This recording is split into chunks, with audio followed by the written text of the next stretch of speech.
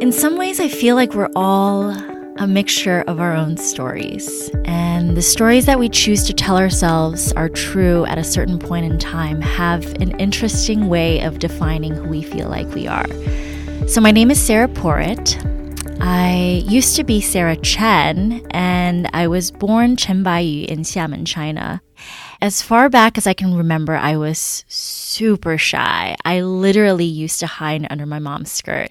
And by the time I moved to the States when I was 8, I wasn't any better. My shyness really was a bit debilitating, not only throughout elementary school, but it persisted throughout middle school and high school and really got in the way of me developing friendships. I was seen as the unattractive girl. I was told that I was a geek, and I let all of that, frankly, get to my head. And the only thing that really pulled me out of my reality at that point in time was when I discovered R&B music.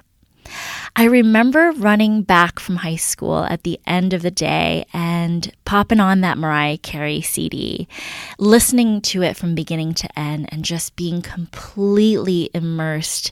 I was hooked. And there was just something about the music, the melody, the tunes that were so filled with emotion. It spoke to me in a very different way and helped me connect to things in a way that I hadn't been able to otherwise with other aspects of my life. And then during junior year of high school, I saw a Craigslist ad asking for one more female singer to complete an all-Asian R&B singing group, and decided to take a little break from high school to go pursue this opportunity.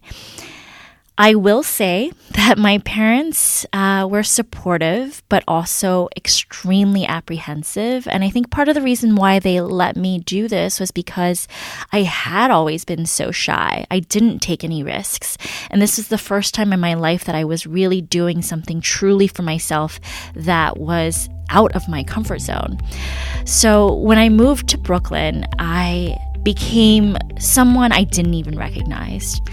I grew into my power, and I grew this fearlessness and this belief that I could do anything that I set my heart out to do, which was very different than the way that I had felt in high school. And that moment made me realize how powerful I was and how capable I was to change my fate and change the way that I perceived myself in my life just by taking a leap of faith.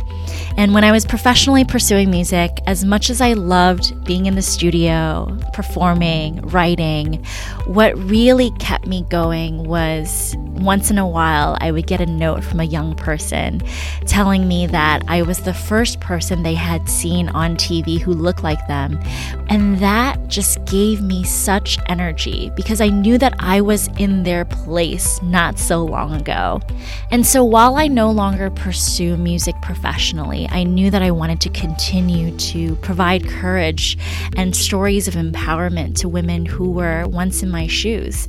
Because a lot of times we're told by our parents that we have to be doctors or lawyers. And while it's coming from a place of really great intention, it doesn't necessarily help us open up a path to pursue the things that we're truly passionate about.